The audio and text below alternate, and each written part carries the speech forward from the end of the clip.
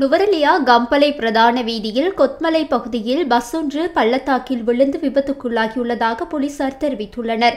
விபத்தில் 5 ஆண்களும் 3 பெண்களுமாக 8 பேர் பலியாகியுள்ளனர்.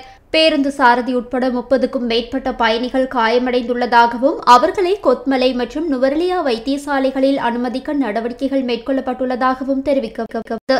விபத்தில் இறந்த 8 பேரின் அடையாளங்கள் இன்னும் உறுதிப்படுத்தப்படவில்லை எனவும் விபத்து குறித்து கொத்மலை போலீசார் மேலதிக விசாரணைகளை முன்னெடுத்துள்ளதாகவும் தெரிய வருகின்றது.